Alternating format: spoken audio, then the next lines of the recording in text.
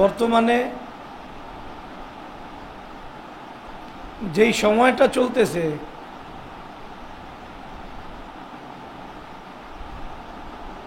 এটা হলো একটা জাতির পরিবর্তনের সময়। সারা পৃথিবী বইতেছে বিভিন্ন জায়গায়, আমেরিকা, ইউরোপ সহ, আফ্রিকা সহ সব জায়গায় একটা পরিবর্তনের হাওয়া বইতেছে। মানুষ এতদিন যেই ভাবধারা লালন করত এই ওই ভাবধারার ভিতরে থাকতে চাইতেছে। সব জায়গায় এই অবস্থা। যারা পৃথিবীর অঘোষিত মালিক, আমেরিকা, আমেরিকার জন্য এটা কল্পনাই করা যায় না ওখানে ইহুদিদের বিরুদ্ধেও একটা করা যায়, সেখানেও এটা এখন ইহুদিদের বিরুদ্ধে অনেক বড় জনমত আছে। সব জায়গায় একটা পরিবর্তন চাইতেছে মানুষ। যখন একটা জাতি পরিবর্তন চায় তখন তাকে যদি দ্বীনের সাথে যোগসূত্র কায়েম করে দেয়া যায় তখন পরবর্তী যে অবস্থা হয় জাতির, সেটা হলো দ্বীন ঈমান কেন্দ্রিক অবস্থা হয়। কি অবস্থা হয়? দ্বীন ঈমান কেন্দ্রিক। এই সময়, যে সময় জাতির পরিবর্তন হয়, ওই সময় যদি জাতির কাছে কোনো ভুল মেসেজ যায় তাহলে এটার খেসারত সারা পৃথিবীর বহন করতে হয়, শত শত বছর বহন করতে হয়, শত শত বছর। আমাদের এই সময়ে প্রস্তুতি না থাকলেও যারা শয়তান এবং শয়তানের দোসর যারা, এরা ঠিক এই সময়টাকে গনিমত মনে করে কাজে লাগে, তারা থেমে থাকে।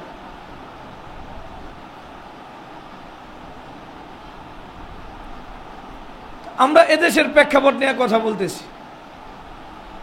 এখন পৃথিবীটা এমন নাই যে আমরা এদেশ থেকে চাইলেই সবাই আরেকটা জায়গায় যাইতে পারি, আরেকটা জায়গায় হিজরত করতে পারি। এটা আমাদের জন্য অনেক ক্ষেত্রে অসাধ্যের মতো, মুশকিল আর কি, এক কথা সম্ভব না। তাহলে বিষয়টা কি বললাম, যে আমরা এদেশে থাকি, এদেশ থেকে যদি সত্যিকার অর্থে অন্য দেশে হিজরত করার বা ইসলামী রাষ্ট্রে হিজরত করার সুযোগ হয়, ওটা বিষয়টা কতটুকু সহজ হবে সেটা আমরা জানি না। বাকি আল্লাহ করতে পারে, যেটা আমাদের কল্পনাতীত। কিন্তু সার্বিক হালত অনুযায়ী বর্তমানে এটা খুব পসিবল না। যখন অবস্থা এটা, আমাদের এখানে এখন অদূর ভবিষ্যতে এখান থেকে যাব এমন কোনো নিশ্চিত গন্তব্য আমাদের এখনো আসানির সাথে তৈরি হয় নাই। এই দেশেও একটা বিশাল পরিবর্তনের হাওয়া বইছে কি বইছে না, এটা এই দেশের মাটিতে কল্পনা করা যায় কিনা একটু চিন্তা করেন। যেই দেশে শিক্ষা, অর্থ, সংস্কৃতি সবকিছু যারা নিয়ন্ত্রণ করে, তারা আসলে সত্যিকার অর্থে পরিচয় দেখলে এরা মুসলমান না। এরা কি না, ওই দেশের ভিতরে মুক্তিযুদ্ধের যে চেতনা তারা ফিট করছে, 50 বছরের চেয়েও লম্বা সময় ধরে হাজারো চক্রান্ত ষড়যন্ত্র করা, ওই চেতনার এখন আর ভ্যালু নাই। শেখ মুজিবকে যে এইভাবে এক ছেলে বলছেন নবীর আসনে বসানো হয়েছে। কিসের আসনে? আবুল হাসানাত না কি জানি, হাসনাত আবদুল্লাহ না, নবীর আসনে বলছে। আসলে নবীর আসনে না, এটা হয় রবের আসনে। কিসের আসনে? রব আর নবী এক। হাসনাত আবদুল্লাহ কি বলছে? নবীর আসনে, নবী না। হয় কি এর আসনে? রবের আসনে। নেতাকে সাধারণত বসায় কোন আসনে? রবের আসনে। যাই হোক, ও যেটা বলছে বলছে, ও যেটা বোঝে ওটা বলছে। কিন্তু এমনি যদি সত্যিকার অর্থে শরীয়ত অনুযায়ী দেখা হয়, তাহলে এটা হলো রবের আসনে। এই বাংলাদেশের জন্য সবচেয়ে বড় তাগুত হইল এর আগের, মানে 2-3 মাস আগেও ছিল শেখ মুজিবুর রহমান। বোঝে নাই? একবারে হিন্দু, বৌদ্ধ, খ্রিস্টান যারাই আওয়ামী লীগ করে, এদের দিলের ভিতরে ইচ্ছায় অনিচ্ছায় শেখ মুজিবের যে ভাবমূর্তি, এটা কোরআন সুন্নাহ, এরপরে মনে করেন হিন্দুদের কাছে ওদের যেই মূর্তিগুলো আছে, দেবদেবী আছে, সে যদি আওয়ামী লীগ করে তাহলে দেবদেবীর স্থান আগে না শেখ মুজিবুর রহমানের স্থান আগে? সে যদি ইহুদি খ্রিস্টান হয় তাহলে কার অবস্থান আগে? ঈসা ইবনে মারিয়ামের না শেখ মুজিবের? শেখ মুজিবের। তাহলে এক আওয়ামী লীগের কাছে শেখ মুজিবুর রহমানকে সবচেয়ে বড় স্থানে রাখা হয়েছে, রবের স্থান। কার স্থান? রবের স্থানে। যাই হোক, ওটা হাসানাত আবদুল্লাহ নবী বলছে, বলুক, আমাদের এটা নিয়ে কোনো আপত্তি নাই। কিন্তু শরীয়তের পরিভাষায় এটা হলো রব। কিসের স্থানে তাকে রাখা হয়েছে? রবের স্থানে। ওই শেখ মুজিবুর রহমান রে যারা রব বানাইছে, এটার ভিতরে পরবর্তীতে শুধু আওয়ামী লীগ ছিল না, এ সবাই যে তারা রব বানাইছে, তার অনুমতি ছাড়া কেউ বিচারপতির আসন অলঙ্কিত করে নাই। অর্থাৎ আগে টুঙ্গিপাড়া যাইতে হইতো, এরপরে যদি রবের অনুমতি পাইতো তাইলে আইসা সে বিচারপতি হইতো, সেনাপ্রধান হইতো। সব কোথা থেকে অনুমতি পাওয়া লাগবো? টুঙ্গিপাড়া যাওয়ার পরে যদি অনুমতি আসে, এরপরে সে হইতো। এর আগে হওয়ার কোনো সুযোগ ছিল না। আমি কি ভুল বলতেছি? গত মানে আওয়ামী দুঃশাসনের সময় স্বাস্থ্যের যে ডিজি কয়, এই বেটাও যাই অনুমতি নিয়েছে কার কাছ থেকে? টুঙ্গিপাড়া যে অনুমতি নিয়েছে, এখান থেকে অনুমতি ছাড়া সে আসলে স্বাস্থ্যের ডিজিও হতে পারবে। আর যদি বাংলাদেশের কোনো জায়গা নিরাপত্তা পাইতে চায়, তাহলে ওই জায়গার ভিতরে শেখ মুজিবুর রহমানের অথবা তার সাওয়াল পাওয়ালের কোনো না কোনো একটা ঠ্যাং ওখানে ঢুকান লাগবে। অন্ততপক্ষে নামার ভিতরেও থাকা লাগবে। কিসের ভিতরে? নামের ভিতরে। আচ্ছা, আওয়ামীদের বিরুদ্ধে কথা চালা যেতে, এটা বাস্তব একটা সত্য কথা। কথা বন্ধ হয়ে গেলে মানুষের দিলও বন্ধ হয়ে যায়। আমরা যে কোনো প্রসঙ্গে এই কথা আমরা বলবই। এটা না বললে ইমান তাজা হইব না, এই ইমানের ভিতরে আবার সমস্যা হইব, বিশ্বাস করেন। তো যেই কথা বলতেছিলাম, যাকে রবের স্থানে দেওয়া হয়েছে, রাখা হয়েছে, তাকে যখন দেখছি যে একবারে সেনাবাহিনীরা মিল্লা কোবায় কোবায় কাটতেছে, তেমন জটিল না। বাংলাদেশের সবচেয়ে বড় মূর্তি ছিল শেখ মুজিবুর রহমানের, এটা আপনারা জানেন কি না? অর্থাৎ পূজা মণ্ডপে যত মূর্তি ছিল, এর চেয়ে বড় মূর্তি বাংলাদেশে কার ছিল? বিশ্বাস না? আপনারা দূরে দেখলেই দেখবেন কত বড় দেখা যায়, আর কাছে গেলে আপনারা এটার একবারে আন্ডাবাচ্চার মতো মনে হয়। ওই যে অনেক মানুষ যাইয়া ব্রোঞ্জের মূর্তিও, সবচেয়ে দামি মূর্তিও বানাইছে শেখ মুজিবুর রহমানের, ওই যে ভাঙতেছে মূর্তি, দেখা যায় যে এই যারা ভাঙতেছে এরা খুব পিচ্ছি পিচ্ছি লোক, একবারে ছোট ছোট, আমি বললাম আন্ডা বাচ্চার মতো ছোট ছোট লোক দেখা যায়। তা কত বড় মূর্তি বানাইছে! তাহলে মনে করেন যাকে রবের উপরে রাখা হয়েছে তাকে পুরা জাতি মিললে এর ভিতরে আসলে হেফাজতে ইসলাম ছিল না। জঙ্গিরা তো ছিল আমার মনে হয় না, জঙ্গিগত মানে ওখানে যাওয়াই লাগে নাই, হেফাজতে ইসলামেরও যাওয়া লাগে নাই। একবারে সাধারণ আম জনতা মূর্তিগুলোকে তারা যে ভাঙছে, আমার তো এটা মানে মনে হয় না যে এটা খুব সামান্য আক্রোশ থেকে ভাঙছে।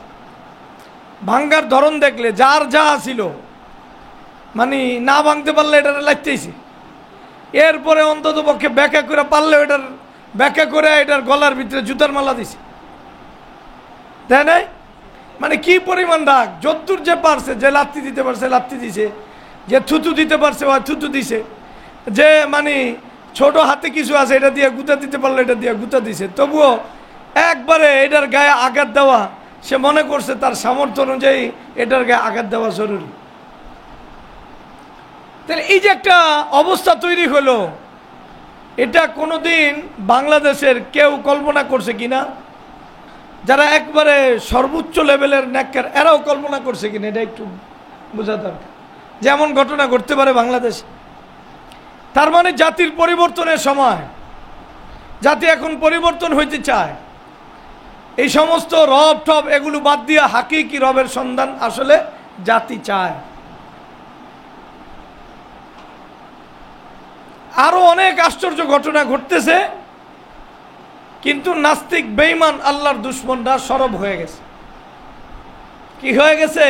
সরব হয়ে গেছে। নাহলে জাতীয়ভাবে যারা নিজেকে মুসলমান দাবি করে এরা সাধারণত এই সমস্ত শিরিক থেকে নিজেকে বাঁচানোর জন্য তৎপর হয়ে গেছে।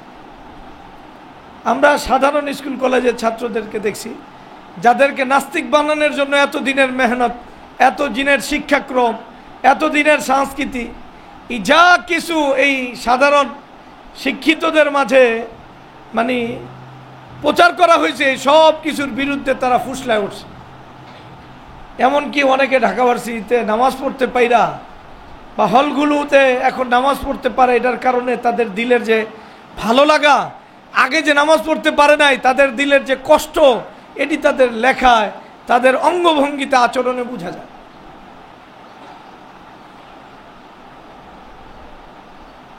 তাহলে এই যে একটা বিষয়, যে একটা জাতি এত ধরনের চক্রান্তের ভিতরে পইরা, এত অসভ্যতা, নগ্নতা, এরতেদাদ, এই সব কিছুর ভিতরে বড় হইয়া হঠাৎ করে ওই জাতি এগুলোরে ছুঁড়ে ফেলতেছে, আল্লাহর দিনকে ধরতেছে, ধরতে চাইতেছে, এটা এ কথাকেই বোঝায় যে আসলে এখন আসলে পরিবর্তনের সময়, জাতি পরিবর্তিত এই অবস্থায় এমন কিছু চায় যেটা সত্যিকারে তার দিলের যে আলো আছে আলোর সাথে যায়। আপনারা কি আমার কথা বুঝতেছে? এখন এই আলো যেই প্রতিষ্ঠান থেকে ছড়াবে, এই আলো ছড়ানোর জন্য সবচেয়ে বড় মাইল ফলক যেটা, যেটা আলো ছড়ানোর কেন্দ্রে অবস্থান করে, যেই ব্যবস্থাপনা, ওই ব্যবস্থাপনার গায়ে এখন মুসলমান নামধারী, একবারে দিনদার নামধারী কেউ এটা নিয়ে আলোচনা শুরু করছে।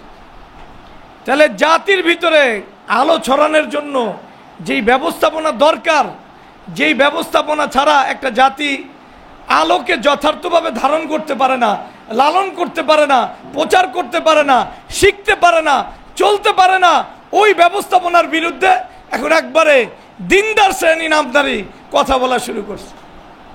বলছে না, খেলাফত ব্যবস্থা ছাড়াই বলে চলবে, এই গণতান্ত্রিক ব্যবস্থায় চলবে। আমি একটা কথা অনেক লম্বা করে মানে ভূমিকা দিয়ে বোঝানোর কারণ আছে। তাহলে এই সময় যে জাতি আলো পাইতে চাইতেছে, যে জাতি নিজ হাতে একবারে মূর্তি ভাঙতেছে, কোনো ওলামা কেরামের বক্তব্যের কারণে না, কোনো খতিবের বক্তব্যের কারণে না, একবারে নিজে স্বেচ্ছায়, মানে আমার তো মাঝে মাঝে মনে হয় খতিব আরো বুক কাঁপছে, ওরা যা করতেছে এটার কারণে ওরা এই ধরে কিনা।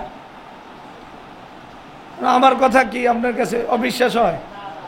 আমার তো আরো মনে হয়েছে ওর মূর্তি ভাঙ্গা দেখে সবাই চিন্তা করছে, হায় হায়, মাত্র দেশ স্বাধীন হইল, তাদের ভাষায় বলতেছি, দেশ তো আর স্বাধীন হয় নাই, এটা হলো দেখতে মানে আমরা একটা প্রবোধের ভিতরে আছি। প্রবোধ দেয় না মনে, প্রবোধ দেওয়া মরিচিকা। তো যেই কথা বলতেছি ওদের ভাষায়, যে মাত্র স্বাধীন হইল, এখনই যদি এই সমস্ত জিনিস ভাঙ্গাভাঙ্গি শুরু হয়,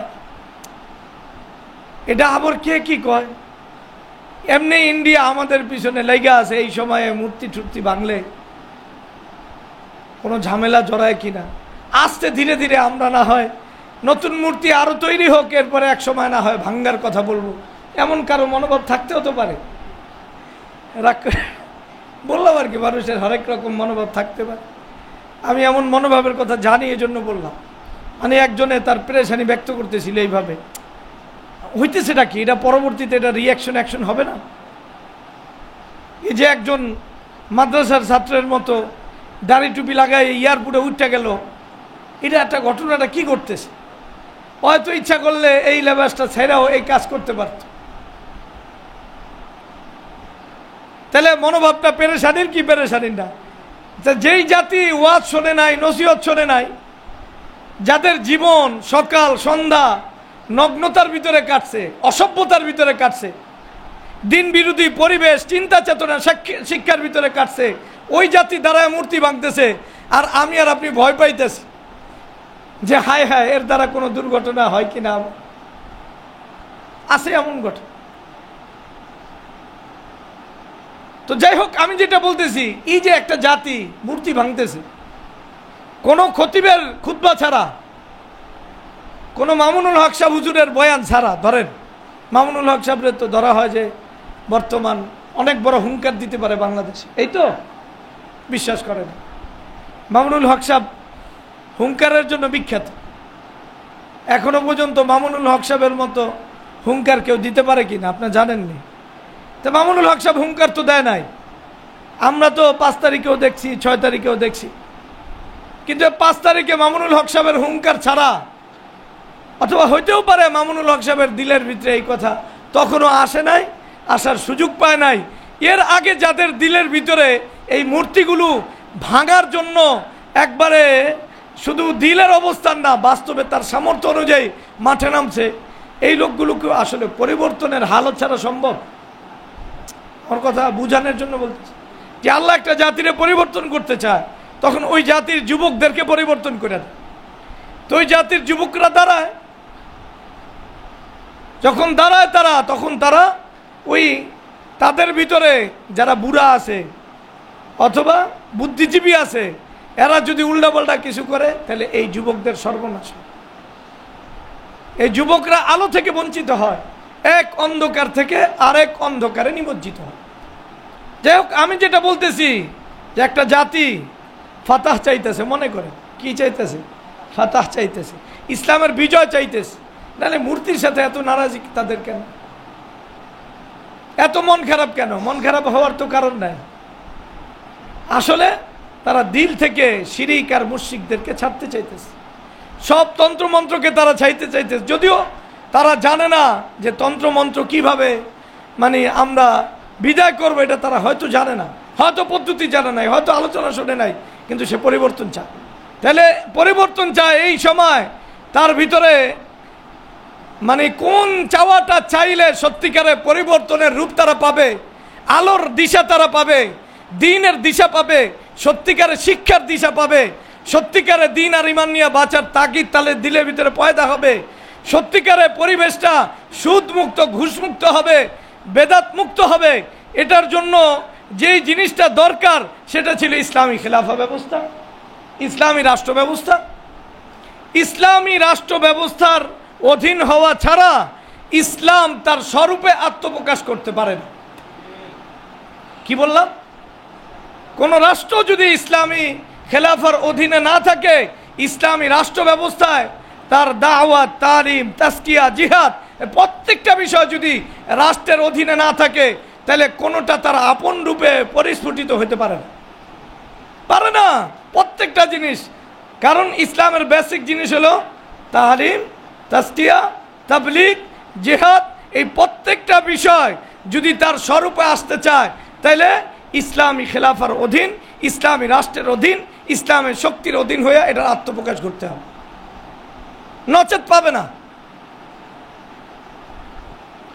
তাহলে যার মাধ্যমে ইসলামের মূল চিন্তা চেতনা, ইসলামের আকিদা, ইসলামের ইবাদত, ইসলামের মুআশারাত, ইসলামের মুআমালাত, ইসলামের হুদুদ কিসাস, ইসলামের যে তাসকিয়া, যার মাধ্যমে আত্মপ্রকাশ ঘটতো, ওই জিনিসটার বিরুদ্ধে আমরা কলম ধরতেছি, অথচ জাতি ওই জিনিসটাই তালাশ করতেছে, জুলুম থেকে মুক্তি পাইতে চাইতেছে, জালেম থেকে মুক্তি পাইতে চাইতেছে, নিরাপত্তা চাইতেছে, আমান চাইতেছে। তারা চাইতেছে যেখানে ইনসাফ আছে এবং আদালত আছে সেটাই চাইতে। এটা যেই জাতি চাইতেছে ওই জাতির কাছে শুধু একটা কথা বলে দেওয়া দরকার ছিল, তুমি যদি জুলুম থেকে মুক্তি পাইতে চাও, জালেম থেকে মুক্তি পাইতে চাও, সুদ থেকে মুক্তি পাইতে চাও, ঘুষ থেকে মুক্তি পাইতে চাও, অন্যায় অবিচার থেকে মুক্তি পাইতে চাও, সত্যিকারের শিক্ষা চাও, সত্যিকারের দীক্ষা চাও, সত্যিকারের আইনের শাসন চাও, হুদুদ এবং কেসাস যদি তুমি চাও, সত্যিকারের মানুষ যদি তুমি দেখতে চাও, তাইলে এটার পিছনে সবচেয়ে বড় ভূমিকা যার মাধ্যমে সব আলো ছড়াবে সেটা হলো ইসলামী রাষ্ট্র ব্যবস্থা। সেটা হলো কি? জাতি এটাই চাইতেছে, এই জন্য আন্দোলন হয় না। দেখেন, আন্দোলনের শেষ কথা ছিল এই সরকারের বাদ দিতে। তাহলে আন্দোলন আপনার বয়ানের জন্য হয় নাই যে আপনি ওয়াজ করবেন, এই জন্য তারা আন্দোলন করছে। আপনি লেখক হবেন এই জন্য আন্দোলন তারা করে নাই। ভাই, আমি কেউ আঘাত দিয়ে কথা বলতেছি না, তাদের আন্দোলনের মূল কথা ভাবটা বুঝাইতেছি। তারা শাসক গোষ্ঠী এবং শাসক গোষ্ঠীর দ্বারা যেই জুলুম, এই জুলুম থেকে তারা বাঁচতে চাইছে। এই কথার ভিতরে কারো কোনো ডাউট আছে? পুরা জাতি যে আনন্দ উল্লাসে মানে মেতে উঠছিল ওই দিন, ওটা তো দেখার মতো। আমি কারে কারে জানি কইছি, পুরা জাতি মিলে আনন্দ উপভোগ করতে পারে। আমরা তো আর ফাতে মক্কা দেখি নাই। মদিনাতুর রাসূল সাল্লাল্লাহু আলাইহি ওয়াসাল্লামে যখন রাসূলুল্লাহ সাল্লাল্লাহু আলাইহি ওয়াসাল্লাম আগমন করছেন, ওই সময় সবার ভিতরে যে খুশির একটা আমেজ ছিল, ওই ভাবটা তো আমরা দেখি নাই। কিন্তু শেখ হাসিনা বিদায় হওয়ার পরে এই আনন্দ দেখে বোঝা যায় যে মনে হয় বাস তলাহাল বদরু আলাইনা মিন সানিয়াতিল বিদার। যে আনন্দ, এই আনন্দ সব ধরনের মানুষ, একবারে যারা মুসলমান আর যারা অমুসলিম। আমি বাংলা ভাষা অমুসলিম করার কারণ আছে, আপনি বিশ্বাস করেন। অমুসলিম বলতে আমি হিন্দু মুরাদ নেই নাই। কি মুরাদ নেই? অমুসলিম বলতে কারে মুরাদ নেই নাই? হিন্দুদেরকে মুরাদ নেই না। কি নিয়েছি এটা পরে আপনি রেখে দিন, এখন নাই কইলাম। তাহলে মুসলিম অমুসলিম সর্বস্তরের লোক নেমে গেছে মাঠ। এর আমারও তো কথা কিছু বুঝাই দিতে আছে না। অমুসলিম এখানে আমি কাফেরদের জন্য ব্যবহার করি না। কার জন্য করি না? কাফেরদের জন্য করি না। কার জন্য করছে এটা পরে কয়ে দেব। সবাই আনন্দ উল্লাসে নামছে, ছোট বাল বাচ্চা, পুরা বাংলাদেশের, ঢাকা না শুধু, প্রত্যেকটা অঞ্চলে ভরে গেছে মানুষ। এই লোকগুলো আমার তখন মনে পড়ছে, সত্যিকার অর্থে যদি ফাতে মক্কার মতো কোনো ইসলামের বিজয় আসতো এই দেশে, তাইলে এই লোকগুলোর অবস্থা কি হইতে আসে? তাহলে তাদের অনুভূতিটা কি থাকতো? ইসলামী রাষ্ট্র ব্যবস্থা আইলে তাহলে তাদের যে আনন্দ, এই আনন্দের বাস্তব রূপটা আইত এবং তারা আনন্দের সার্থকতা খুঁজে পাইত। যাই হোক, তাহলে জাতি সবচেয়ে বেশি নির্যাতিত হয়, মাজলুম হয় রাষ্ট্রের দ্বারা, আবার জাতি সবচেয়ে বেশি অধিকার পায় এবং সবচেয়ে বেশি নিরাপত্তা পায় রাষ্ট্রের দ্বারা। তাহলে সবচেয়ে বেশি জুলুম হয় কিসের দ্বারা? আবার সবচেয়ে বেশি জাতি তার ইনসাফ এবং নিরাপত্তা, তাদের অধিকার ফিরে পায় কিসের দ্বারা? রাষ্ট্র একটা জাতিকে যতটা অধিকার দিতে পারে, জুলুম থেকে বাঁচাইতে পারে, ব্যক্তি পর্যায়ে মানুষকে ওইভাবে জুলুম থেকে বাঁচানো, নিরাপত্তা দেওয়া সম্ভব। এই জন্য জাতি চাওয়া ঠিক আছে, এরা রাষ্ট্রকে পরিবর্তন করে আবার কাউকে এমনভাবে দেখতে চায় যাদের কাছে ইনসাফ পাওয়া যাবে, জুলুম থেকে যাদের কাছে গেলে মুক্তি পাওয়া যাবে, যাদের কাছে গেলে মানুষ তার অধিকার ফিরে পাবে, এমন একটা রাষ্ট্র ব্যবস্থা চাওয়ার জন্য তারা মাঠে নামছে, তারা আন্দোলন করছে, তারা আনন্দ করছে এমন একটা রাষ্ট্র পাওয়ার জন্য। আমি কি আমার কথা বুঝাইতে পারছি? তো তাদের কাছে আপনি খেলাফার ব্যবস্থা করলে বললেন না কেন? জাতীয়ভাবে হঠাৎ করে এখন সবচেয়ে বড় মাধ্যম হলো অনলাইন। কি অনলাইন প্ল্যাটফর্ম, অনেক অনেক বড় প্ল্যাটফর্ম। এক একটা অনলাইন প্ল্যাটফর্মে কতজন শ্রোতা বয়ান শোনে। মনে করেন এই যে পিনাকি ভট্টাচার্য অথবা ইলিয়াস এক একটা, এই কিছুদিন আগে গোলাম মাওলা রনি রানি একটা ভিডিও দিছে, এই ভিডিও 5 মিলিয়ন ছাড়া গেছে। তার মানে এটার শ্রোতা সংখ্যা কতজন? 50 লাখ ছাড়া গেছে না? বাংলাদেশের ইতিহাসে কোনো বয়ানে 50 লাখ লোক হয়েছে, কথা বলেন। তাহলে অনলাইনে প্ল্যাটফর্মে যদি আমরা সংখ্যায় দেখি এত মানুষ জমা হয়, এবং যারা কারা জমা হয়েছে, এখানে নির্বাচিতরা জমা হয়েছে যারা ইলিয়াসের মহব্বত করে। সর্বসাধারণ না, যারা ইলিয়াসের চিনে, এরা ইলিয়াসের এই কথাগুলো শুনছে, আর যখন শুনছে মনোযোগ দিয়ে শুনছে, এরপরে আবার উপভোগ করে শুনছে, এরপরে আবার মন্তব্যও করছে। সেরা একটা কথা বলছে, আমার কথা বাস্তবটা বাস্তব। তাহলে অনলাইন প্ল্যাটফর্মে যদি সংখ্যার বিচারেও তাকানো হয় তাহলে এটা সবচেয়ে বড় প্ল্যাটফর্ম। যদি দেশের দিক থেকে তাকানো হয় তাহলে অফলাইনে এতগুলো রাষ্ট্র একসাথে জমা করা সম্ভবই। পৃথিবীর সব জায়গায় এই কথা, যারা ইলিয়াসরে চিনে, যারা জুলুম থেকে মুক্তি পাইতে চায়, এমন একজন ব্যক্তি, সে কি করবে? ইলিয়াসের বয়ানটা শুনবে, এখান থেকে সান্ত্বনা খুঁজবে, এই পিনাকি ভট্টাচার্যের কথা শুন। বোঝেন নাই? যদি ওদেরকে বাংলাদেশে আনা হয়, ছাত্র জনতার কথা আমি জানি না, বাংলাদেশে জনগণ এয়ারপোর্ট পুরা ভরা ফেলায় ওদেরকে ইস্তেকবাল দেওয়ার জন্য। কথা বুঝেন? বিশ্বাস হয়? ইলিয়াস আসবে সম্বর্ধনা একটা অনুষ্ঠান, আপনি খালি ফেসবুকে দিয়ে দেখবেন আপনারা কত করে।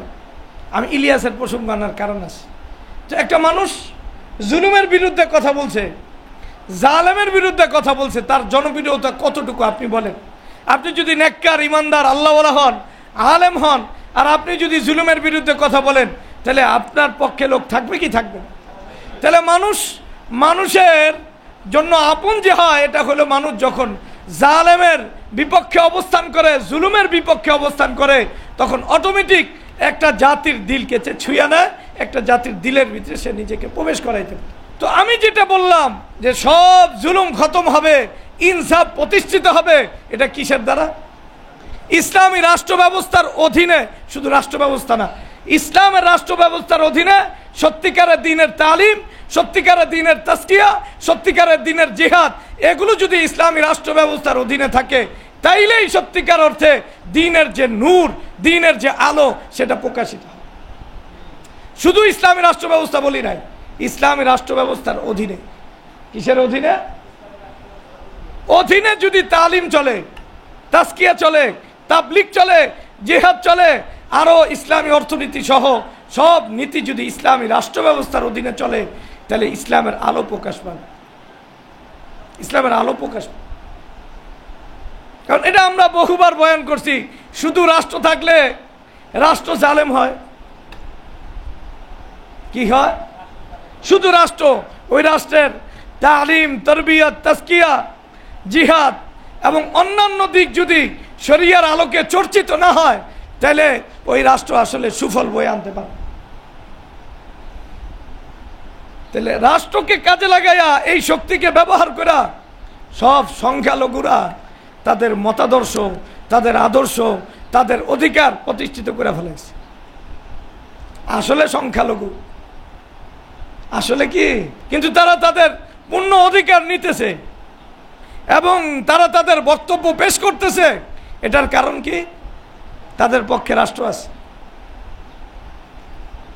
কারণ বাংলাদেশের হিন্দুরা যে অধিকার পায়, শেখ হাসিনা অধিকার পায় না, এটা আমি বহুবার বলছি, কথা বলে না। শেখ হাসিনারাও কিছু বললে বলার সুযোগ কিছু না কিছু ছিল, কিন্তু সংখ্যালঘুরে কিছু বলার অধিকার ছিল। তখন শেখ হাসিনা অপারেশন হয়ে যেত, ওর ক্ষমতা থাকবো কি থাকবো না, যাক ওটা ভিন্ন প্রসঙ্গ। কিন্তু আমি বললাম, কারণ ক্ষমতার ছত্র ছায়ায় এবং এটাকে ধইরা মানুষ তার কথাকে, মানুষ তার শিক্ষাকে, মানুষ তার আদর্শকে একবারে পুরাপুরি ছাপলাই দিতে পারে। যদি এই শক্তির সাথে সম্পর্ক না থাকে, আপনার শিক্ষা যত সত্য হোক, যত বাস্তবসম্মত হোক, আপনার আদর্শ পৃথিবীর সেরা হোক, যদি শক্তির সাথে এটার সংযোগ না থাকে, তাহলে এটার প্রকাশ কখনোই ঘটতে পারে না।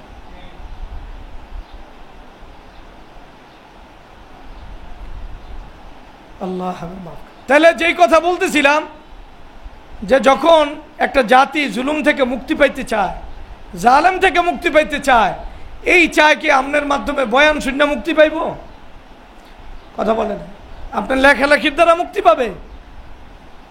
আপনার বুদ্ধিজীবীর বুদ্ধি দিয়ে মুক্তি পাবে এরা, না আরো দাসত্বের গোলামে আবদ্ধিত হবে? বলেন। তো হঠাৎ করে এই ব্যবস্থা ওই চাইতেছে ওর দিল থেকে যে ইসলামী রাষ্ট্র ব্যবস্থা হোক, দিল থেকে চাইতেছে, মানে সে আসল মুক্তি এই পথে, এটাই বাস্তব, এটা বলতেছি আর কি। আর হঠাৎ করে আপনি খেলাফত ব্যবস্থার বিরুদ্ধে কথা বললেন, আবার বলতে গিয়া কোন শাসক কি জুলুম করছে না করছে এটার ফিরিস্তি আনলেন।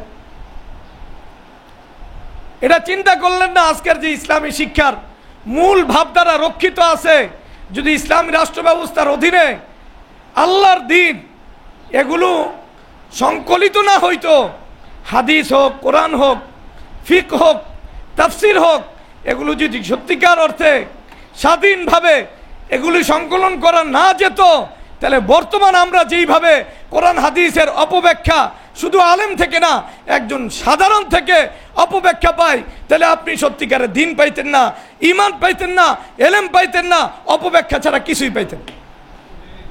ইসলামী রাষ্ট্র ব্যবস্থার অধীনে এই ফিকা সংকলিত হওয়ার কারণে ফিকওয়ালারা একবারে সত্যিকারের কথা বলতে পারছে, নাহলে এই ফিকের ভিতরে আওয়ামী লীগ ঢুকতো। বিশ্বাস করেন, এই ফিকের দিকে কি ঢুকতো? আমেরিকা ঢুকতো, আওয়ামী লীগ ঢুকতো, ভারত ঢুকতো, সবাই ঢুকতো এই ফিকের। এই তাফসিরের ভিতরে সবাই ঢুকতো, ভারত ঢুকতো, আওয়ামী লীগ ঢুকতো, আমেরিকা ঢুকতো, রাশিয়া ঢুকতো। তখন দিনের যে রূপ, এই রূপটা আমরা পাইতাম।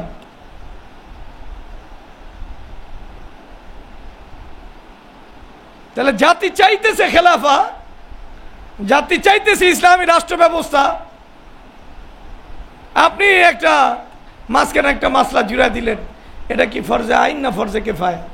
এমন একটা মাসলা আপনি জুড়াই দিলেন। আমি সবচেয়ে ভালো লোকের কথা বলতেছি। কেউ তো অস্বীকার করছে, আর কেউ তো ছলে বলে কৌশলে এই প্রসঙ্গে আনছে। বিশ্বাস করেন, একটা জাতিকে দিন থেকে সরানোর জন্য এই মাসলা সবচেয়ে বেশি কার্যকর। কি মাসলা? জিহাদ এটা ফরজে কিফায়া না ফরজে আইন? মানে কি? ফরজে কিফায়া না, এটাকে প্রত্যাখ্যান করে, এটা ছেড়ে দাও, এটা লাগবে না। ভাবটা এমন। এই মাসলা এই জন্য না যে এই বেটা মাসলা জানতে চায়, মাসলা চাই না এরপরে কাজ করবে। এই জন্য আমার কেউ মাসলা জিগেলে, বাবা তুই মাসলা জিগেতে এসেছিস কেন? তোর এই মাসলা দিয়ে কি কাজ? এই মাসলা তো আধুনিক কালের সবচেয়ে বড় একেবারে মানুষকে ধোকা দেওয়ার জন্য এই মাসলাকে সামনে আনা হয়েছে। জিহাদ ফরজে আইন না ফরজে কিফায়া, এই মাসলা আনা হইতেছে। ফোকাহায়ে কেরাম এই যে ফরজে আইন ফরজে কিফায়া কইছে, এটা ফোকাহায়ে কেরাম কইছে। আবু বকর ওমর রাদিয়াল্লাহু তাআলা আনহু এটাকে ফরজে আইন ফরজে কিফায়া এটা চিন্তা করে এরপরে জিহাদের ময়দানে নামছে না। আরে ওলামায়ে কেরাম এখানে আছে। সাহাবাদের যুগে এই মাসলা ফরজে আইন ফরজে কিফায়া এই আলোচনা ছিল। তার মানে এই আলোচনা না যায়, আমি সেটা বলতেছি না, সেটা বলতেছি না। এটা আইসে ভালো করে বোঝেন, ফরজে আইন ফরজে কিফায়া এই মাসলাটা আসে হলো দিনের অনেকগুলো শোভা থাকে। কি থাকে? শোভা। শোভা বোঝেন? শাখা পোশাখা। তালিম একটা দিনের সবচেয়ে বড় একটা শাখা। তালিম বোঝেন? সঠিক দিনই শিক্ষা। তাজকিয়া, জেহাদ, এটাও একটা দিনের অনেক বড় শোভা। কিন্তু জেহাদের প্রতি মানুষের আগ্রহ বেশি। যখন জেহাদি পরিবেশ থাকবো, জেহাদের কোনো বয়ান লাগবো না, তখন বয়ান দিয়েও মানুষে ফিরান যাইব না। কোরআনের আয়াত থেকে এটা বোঝা যায় যে জেহাদের কথা শোনার পরে আর কেউ থাকবোই না, সব চলে যাবে। আল্লাহ একটু থামায় রাখছে, দেখ একটা দল তো থাকতে হবে তালিমের লেগে। অনেক মুফাসসিরদের বক্তব্য অনুযায়ী ফালাউলা নাফারা মিন কুল্লি ফিরকাতিন মিনহুম এটার অর্থ হইল সবাই, ওমা কানাল মুমিনুনা লিয়ানফিরু কাফা, সবাই জিহাদে যায় না। কিছু মানুষ দ্বীনের তালিম যে বড় শাখা, এটার জন্য নিজেকে আত্মনিয়োগ করে। তার মানে জিহাদের লেগে বয়ান করা লাগছে না কিছু লোককে আরেকটা দ্বীনের বড় শাখায় কাজ করার জন্য ওরে আটকায় রাখা লাগছে? ভাই কথা বোঝেন নেই মনে হয়। এটা মানে মানুষ জান্নাতে যেতে চায় না মুসলমান হওয়ার পরে, এটা হইতে পারে? এটা শেখ মুজিবুর রহমানের মতো কেউ হইলে হইতে। কিন্তু এটা কি একজন মানুষ নিজের মুসলমান দাবি করবো, জান্নাতে যেতে চাইবো না, এটা কি সম্ভব? কথা বলে না সম্ভব। তো ওরে আরো আল্লাহ বলছেন ওমা কানাল মুমিনুনা লিয়ানফিরু কাফা, মুমিনরা সবাই যাইবো জিহাদে। এটা কেমনে? কিছু মানুষ তো ইলম শিখার জন্য থাকা দরকার। তাহলে জিহাদের জন্য উৎসাহ দূরের কথা, যদি বাস্তব ইসলামী রাষ্ট্র ব্যবস্থা থাকতো, দিন থাকতো, তাহলে কিছু মানুষ হাত পাও ধরে রাখতে হইতো, বাবা তুই থেকে আরো জরুরি কাজ আছে, এই কাজগুলি কর। একবারে রাসূলুল্লাহ সাল্লাল্লাহু আলাইহি ওয়াসাল্লাম তাবুকের সময় যখন রওনা করছেন, তখন আলী ইবনে আবি তালেব রাদিয়াল্লাহু তাআলা আনহুরে বলছেন তুমি একটু মদিনায় থাকো। আলীর তো আর ভালো লাগে না রাদিয়াল্লাহু তাআলা, মনটা কি কর, আমি জিহাদে যাইতে পারব না, এটা কেমনে সম্ভব? মনটা এমন খারাপ, এদিক করে এদিক করে, বুঝলেন আর লোক নাই, আমার এই ধুয়ে যাবে। মনোভাবটা আমি বুঝাইতেছি, মানুষের কি ফরজে আইন ফরজে কে ভাই, কোরআন বোঝে না, হাদিস বোঝে না, প্রেক্ষাপট বোঝে না, এটা কয়েছে বুঝা দরকার। ভাবটা একবারে রাসূলুল্লাহ সাল্লাল্লাহু আলাইহি ওয়াসাল্লাম সাহাবাদের জীবন থেকে বুঝাতো। ঘটনাটা কি ঘটছে? আলী রাদিয়াল্লাহু তাআলা আর ভালো লাগে না, যাইবো গা, আল্লাহ রাসূল থামাইতেছে, তুমি থামো, তুমি থামো, তোমার চেয়ে যোগ্যতা আমি কেউ রে পাইতেন। দেখেন মদিনাকে রক্ষা করা এটা কি ছোট জিম্মাদারি না বড় জিম্মাদারি? এর জন্য রাসূলুল্লাহ সাল্লাল্লাহু আলাইহি ওয়াসাল্লাম কারে যোগ্য মনে করছেন? আলী ইবনে আবি তালেব রাদিয়াল্লাহু তাআলা। এজন্য সান্ত্বনা দিয়া বলতেছেন আনতা মিন্নি বিমানজিলাতি হারুন মূসা। তুমি যে মুসা আলাইহিস সালাম আল্লাহর কাছে যখন গেছে, তখন হারুন আলাইহিস সালামরে জাতির জিম্মাদার বানায় গেছে, আমিও তোমার জাতির জিম্মাদার বানায় যাইতেছি। তাহলে কত বড় কথা বলছে, সান্ত্বনা দিছে। তারপরও আলী রাদিয়াল্লাহু তাআলার কাছে মানে মান্না নিছে, কিন্তু দিল কই ছিল? ওই জিহাদের ময়দানে ছিল। তাহলে সত্যিকার অর্থে ভালো করে বোঝেন, জান্নাতে যাওয়ার সবচেয়ে সহজ আর সবচেয়ে সুন্দর আর সবচেয়ে মানে বিশ্বস্ত রাস্তা এটা হলো শাহাদাতের রাস্তা। একজন ইমানদার জান্নাতে যেতে চায়, ওই স্বাভাবিক অবস্থায় গুনাহ থেকে বাঁচবো, নারীর ফিতনা থেকে বাঁচবো, মালের ফিতনা থেকে বাঁচবো, পদ পদবীর ফিতনা থেকে হাজারো বাইচা নিজের দ্বীন ঈমান ঠিক রেখে জান্নাতে যাইবো, এই ওয়াদা ওয়াই পায় না। অথচ কষ্ট বেশি, শ্রম বেশি, সবসময় সজাগ থাকতে হয়। আর যদি এই রাস্তা যাওয়ার পরে যা আগে গুনাহ করছে সব মাপ হয়ে গেছে, তো এই রাস্তা যাইবো না কি লেগে? যে জান্নাতে যাইতে চায় ওরা কি কেউ আটকায় রাখতে পারবো? তাহলে জিহাদের বিষয়টা এমন না যে এটা আমার বয়ান করতে হইব, আপনার বয়ান করতে হইব, এটার জন্য উৎসাহ দিতে হইব। না না, জিহাদের কথা যদি এমন পরিবেশ থাকে যেই পরিবেশে জিহাদের দাম আছে, জিহাদের মর্যাদা আছে, জিহাদের অবস্থান আছে, ওই পরিবেশের লোকদেরকে জিহাদ থেকে আটকাইতে হয়, জিহাদে যাওয়ার জন্য উৎসাহিত করা দরকার। উৎসাহিত করা দরকার নাই, উৎসাহ আছে, ওই জানে এটাই জান্নাতে যাবো আল্লাহর কাছে, আল্লাহর কাছে যায় রিজিক খামু। এই দুনিয়াতে হুদাই এই বসের কাছে যায় সারাদিন যাচ্ছে, বসের গালি খাওয়ার চেয়ে আল্লাহর কাছে রিজিক খাওয়াই ভালো।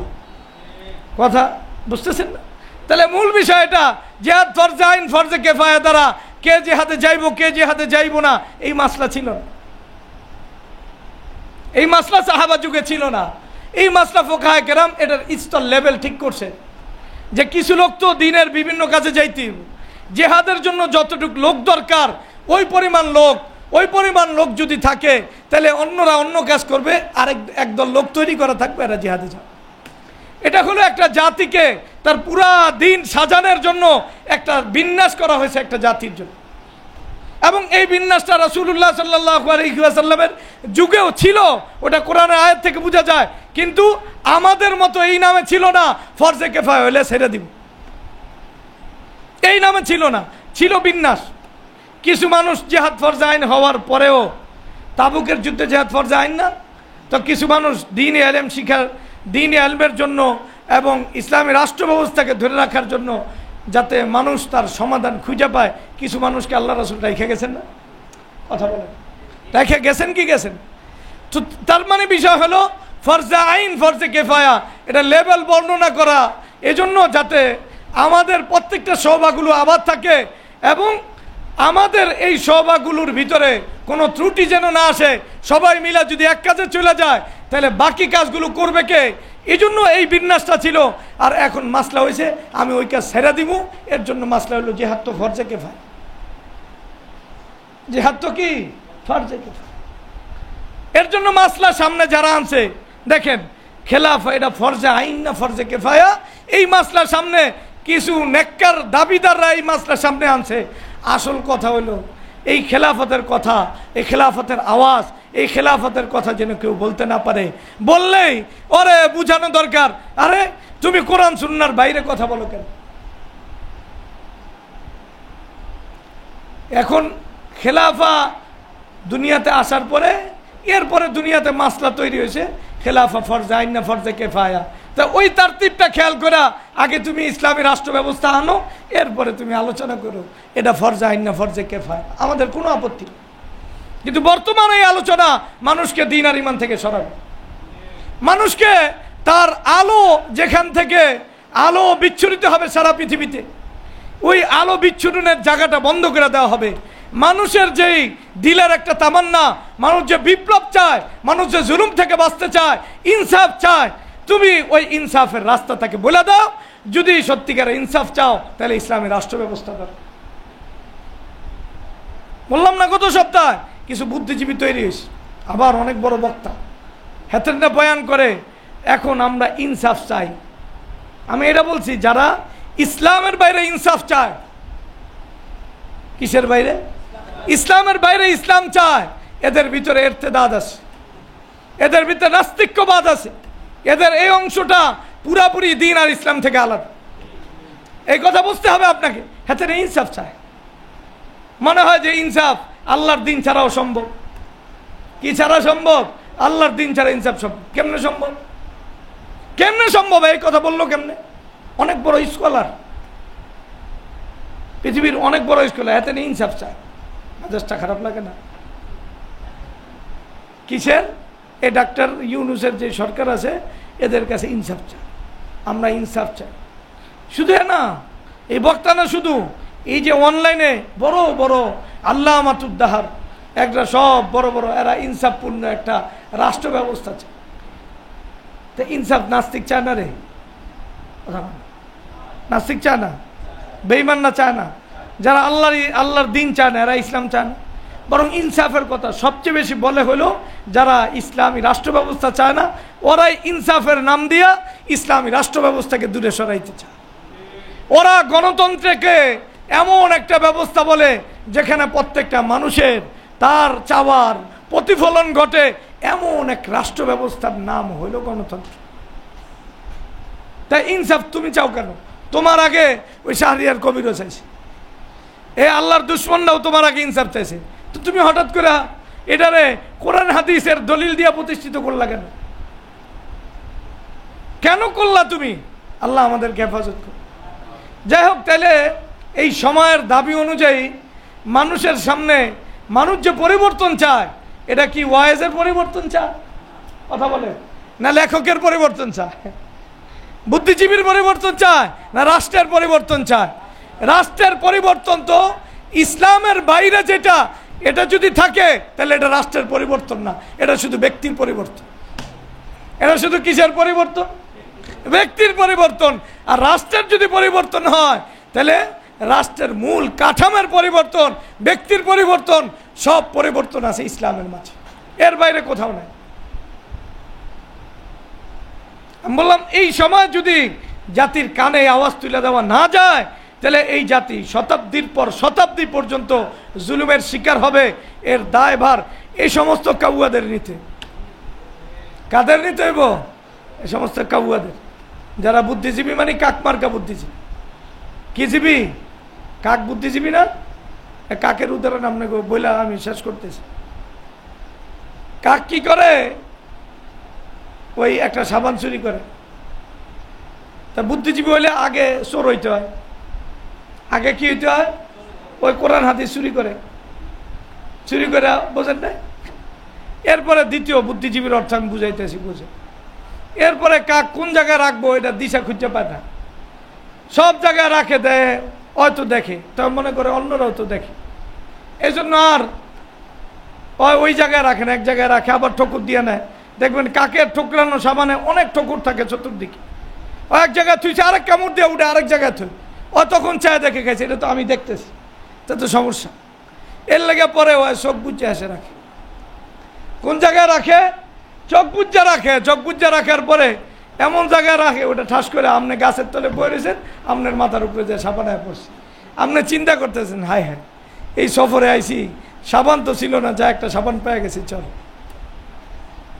তো বুদ্ধিজীবীরা কাকের মতো কোরআন হাদিস চুরি করা একবারে অপাত্রে অজায়গায় রাখে, যেটা ভালো করে বোঝেন, যেটা সুবিধাভোগীরা সুবিধা ভোগ করে, বাস্তবে এই বুদ্ধিজীবীরাও ভোগ করতে পারে, ওরাও পারে না।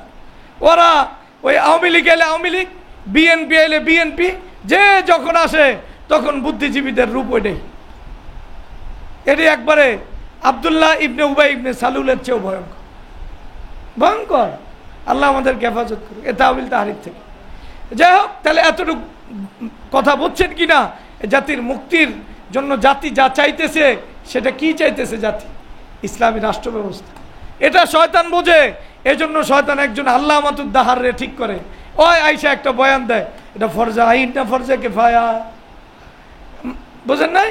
এই বয়ান দিয়া আসলে আমাদের জাতির এই রোগ ওরা জানে, অন্তত পক্ষে ফরজে কিফায়া হলে এই কাজ আর করবো না, এটা ছেড়ে দেওয়ার একটা রাস্তা পাইছে। অথচ ফরজে আইনের চেয়ে অনেক ক্ষেত্রে ফরজে কিফায়ার গুরুত্ব বেশি। কি বললাম বলেন? গুরুত্ব বেশি। এটা কি কথা বললাম? ফরজে আইনের মাসলা এটা না মাসলা যেটা ছাড়া যায়, বিষয়টা না। এটা মানে আমি এক কথায় উত্তর দিতে চাইতেছি যে ফরজে কিফায়া মানে এটা লোক সংখ্যা আমি পুরাপুরি ঠিক করে দিতে পারব না, যত লোক দরকার তত লোক লাগবে।